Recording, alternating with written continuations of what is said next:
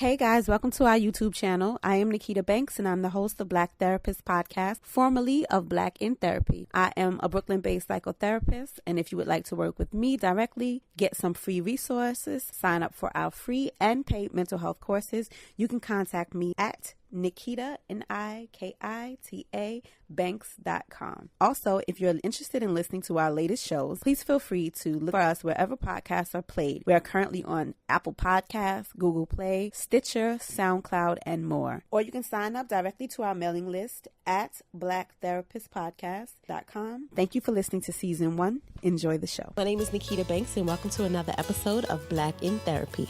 Black in Therapy is a podcast where we discuss the unique issues people of color face when dealing with mental health issues and mental health diagnosis. If you haven't yet subscribed, you can reach us on SoundCloud, Facebook fan page, Twitter, and Instagram at Black in Therapy. Also, you can email us questions or show topic suggestions or just feedback of any kind at blackintherapy@gmail.com. And you can also sign up to our mailing list on our website at blackintherapy.com. Okay, so we're going to just jump right into this week's show. I swear this has been like a really interesting mental health week. If you didn't know, rapper Kid Cudi recently put out a Facebook message stating that he was going to check himself into the hospital for suicidal urges and depression. I feel like more people should be honest about their mental health issues. I think if you're dealing with suicidal urges and depression, the best thing for you to do is seek help. So I think that is amazing in a community such as hip hop, where hypermasculinity and kind of roughness and toughness is celebrated, that he was able to be honest. And I'm going to read you his statement. What made this story bigger was that we were eagerly awaiting his new album, and it was rumored that it was going to be released this week. And instead of getting a new album, we got this statement, which read, "I am not at peace. I haven't been since you've known me. If I didn't come here, I would have done something to myself. I simply am a damaged human swimming in a pool of emotions every day of my life. There's a raging, violent storm inside of my heart at all times. I don't know what peace feels like." I think for most people who deal with anger issues and emotional disturbance, these words are not unfamiliar to those of us who have struggled with depression and who have struggled with suicidal thoughts. His full statement is, "It has been difficult for me to find the words to what I am about to share with you because I feel ashamed.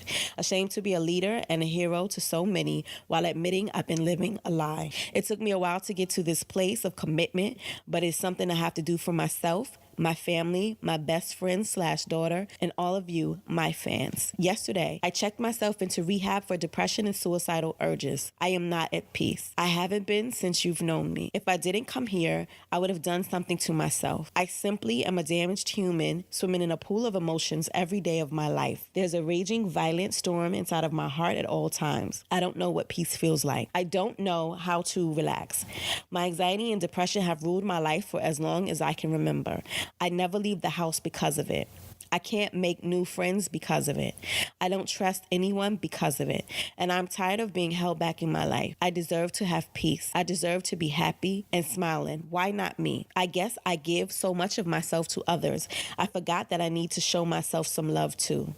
I think I never really knew how. I'm scared. I'm sad. I feel like I let a lot of people down. And again, I'm sorry. It's time to fix me. I'm nervous, but I'm going to get through this. I won't be around to promote much, but the good folks at Republic and my manager, Dennis, will inform you about my upcoming release.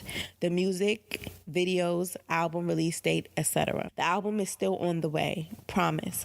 I wanted to square away all the business before I got here so I can focus on my recovery. If all goes well, I'll be out in time for Complexicon, and I'll be looking forward to seeing you all there for hugs and high fives. Love and light to everyone who has love for me, and I am sorry if I let anyone down. I really am sorry. I'll be back, stronger, better, reborn.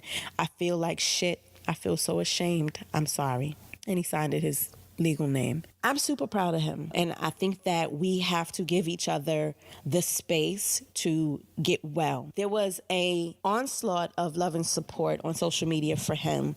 And part of that was hashtag you good man. That was on Twitter. And the starters of the hashtag was really saying that, you know what, we as Black people, but definitely men, have to start checking in on each other. And I can identify with the shame that Kid Cudi feels. Even on my own social media page, when I put it up, someone put up a post that said that they were sad. I guess I know what recovery looks like and what getting to that point of needing the help and asking for it means to me. I saw freedom in his statement. And I know that he doesn't have anything to be ashamed of. My hope for him when he comes out of the other side healthier is that he's really able to kind of become a champion for advocating for men's mental health, because this is something that is definitely a necessity. There's such a stigma around admitting you have problems. And I think that there's this idea that mental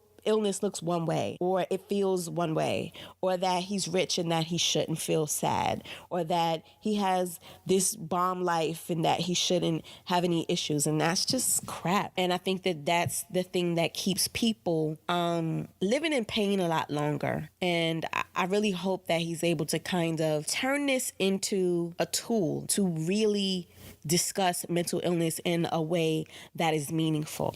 I've read several articles that also talked about the other rappers that we know who have had mental health issues and deal with addiction issues. As Kid Cudi also said, he has addiction issues, such as Scarface, who suffers from bipolar disorder and is one of my favorite rappers. And he's such an amazing person to really talk about his struggles with mental health issues and getting on medication and managing his symptoms. But then there are people like DMX, who we've seen struggle and we've seen asking and attempting to get help, like Fix My Life, Iyanla Vanzant, and whatever it is that he did on Dr. Phil show, which is sad.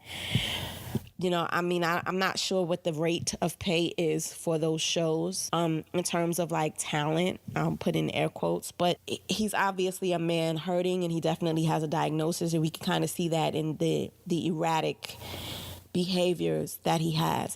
And people are quick to call somebody like DMX the crackhead or talk about his drug abuse. But what people really don't understand is that usually when there's drug use, there's a co-occurring diagnosis, which means that he has bipolar disorder and he's medicating the symptoms by smoking whatever. Right? And so for many people, I'm not sure whatever Kid Cudi's substance is, could be drugs or alcohol or both, or weed. A lot of people use weed. And what people don't understand is that the THC in marijuana is so strong now that the calming effect it's supposed to have sometimes works, but it also can create paranoid ideation, which it sounds like he may be dealing with because of the trust stuff that he talked about in his statements. Now, I don't want to diagnose him. I'm definitely not here for that. But I think that these are things that people have to kind of keep in mind when they're using substances on their own to try to fix mental health problems. Recently, I had a patient who came to me who was drinking a lot. And after going through an assessment, I realized that he probably is suffering from anxiety. And being that drinking alcohol is a sedative, it probably was a matter of trying to calm himself down with the alcohol, as opposed to getting on medication and coming in and getting a diagnosis and being properly treated with therapy and psychotropic medications if necessary. And so I have seen a lot of an improvement in him by treating the anxiety as well as the substance abuse. And we gotta be kinder to one another. And if we see somebody struggling with a drug habit, usually there's trauma there. Usually there's a broken heart there. Usually there's a problem bigger than what we see. Drug use is usually a symptom of something else going on. Now, I know plenty of people that smoke marijuana, smoke weed, recreational, and they don't have problems. That's not what I'm talking about. I am talking about people that we know who use that as the gateway drug to other things. And their tolerance level is getting higher and higher for the substance and have to use more and more and more. That means that they're trying to dull some pain somewhere, or they're trying to deal with some other symptoms that they don't even know about. Out of this conversation with the love and support of Kid Cudi, study getting treatment for his mental health issues, then came back to Miss Kehlani's suicide attempt. So if you're not familiar, you're old like me, there's a singer out, her name is Kehlani. She was dating some ball player, and she was in the studio with a producer, and allegedly people think that she had sex with the producer and she cheated on the ball player. Whatevs, no one cares. But what I did care about was the fact that she tweeted a picture of being in the hospital after she had been bullied online by people calling her a slut and a whore and ungrateful and all of these wicked, evil things because they thought she cheated on her boyfriend. Now, if she cheated on her boyfriend, hello, it's nobody's business. Although it was everybody's business because we live in the age of social media and online crap and everybody living out loud on the interwebs, right? So when she had her suicide attempt, a lot of people said it was an alleged suicide attempt in order to get her boyfriend to forgive her or to get people to have sympathy for her. So Paper put out an interesting article. Sandra Song wrote an interesting article on Paper, basically stating the double standard and how she was treated as opposed to how he was treated. And the article is called Kid Cudi, Kehlani, and the Pervasive Sexism Surrounding Mental Health. I think it makes interesting points about how women are just seen as irrational and attention-seeking and hysterical when they're asking for help. I think the difference, though, for me in reading the two articles or knowing about the two cases was presentation, right? So I, as a woman of a certain age, I did think it was a little weird that she would post her suicide attempt from the bedside in the hospital with her boyfriend that she allegedly cheated on the web. I also had sympathy for her because even if she was struggling to the point that she thought she needed to do this for attention, that's a problem. And that needed to be addressed. And even if she thought that she needed to do this out of despair because she really wanted to end her life, that's a problem. So while I have my little mental health lens that I look at everything through, I was like, but this is sad because she's obviously, no matter which way you feel or which way you lean on the subject, she was a girl in distress and she needed our love and our sympathy and compassion. And she definitely didn't get a "Are you good, girl?" There was no hashtag for her. There was a lot of people just telling her that she wasn't a nice girl or calling her name. Somebody called her an untalented whore, according to this story. And it's just retarded. It's no way to treat a woman in distress. And so a lot of people really talked bad about her, and it wasn't cool. It's not cool. It's not cool to ridicule anybody for their mental health struggles. It's not cool. It's not cool. I think that anybody who can actually say, look, I'm struggling with my mental health issues, whether it's on Instagram, Facebook, Twitter, whatever, I think that is an amazing feat. And I think that more people should allow people the space to be honest about their mental health struggles. You gotta allow people to feel what they're feeling. We gotta stop policing other people's mental health outlets. It's crazy. On that note, this week I kind of struggled with the patient that I had. And in my work, some people and things and situations really stay with me. But I had a young lady who's of Haitian descent. She came into my office this week and she was struggling. She was really struggling. And all of the red flags were there for bipolar disorder.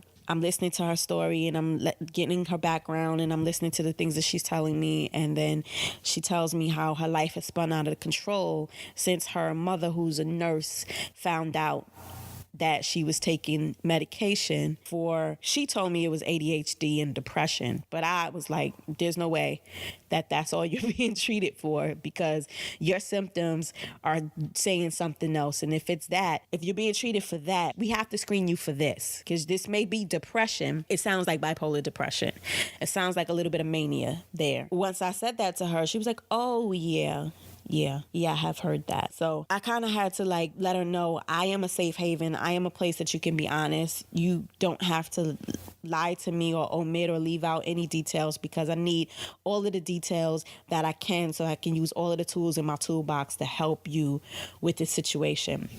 but she cried and she said that her family didn't support her and that her mom is a nurse. When she saw what the drugs were, she knew what she was being treated for, and her mother just did not support it at all. And as a mom, it made me so angry, because we have to allow our children and family members, period, but definitely as moms, we have to allow our children their space to heal whatever ails them. And this is a consistent story that I hear a lot of times, that families are not supportive of these mental health practices. She sticks with me this week as I move through my life and what I have going on. My statement to her was I was so proud of her, and that she was doing the right thing, and that she made a decision to fix what was broken in her life and get herself back on track. And I've probably said it before, I'm going to keep saying it. Black people, people of color, we like to use religion a lot when we try to deter someone from seeking mental health counseling or seeking mental health interventions. However, to shut them up, I always tell them, my relationship with God is personal, as is my mental health. And it's between me and my practitioner. Stay out of it. So we have to start supporting one another, whether it's Kehlani or whether it's Cudi, or whether it's our mom, sister, husband, brother, father, whomever. If they've made the decision, or if you think that they need to make the decision to get healthy by seeking mental health counseling or seeing a psychiatrist for actually getting drug treatment or drug therapy, please allow them the space to get it done. I think that's the most important thing that we can do as people, is allow the people we love the space to heal. Thank you for listening to another episode of Black in Therapy. You can reach us on everything: SoundCloud, Twitter, and Instagram at Black in Therapy. Also, we're on iTunes and Stitcher, and we're going to come to more platforms as soon as I figure out where I need to put the show. You can email us show ideas, suggestions, general feedback, as well as guest topics to blackintherapy@gmail.com. And you can sign up to our mailing list at blackintherapy.com. Be well.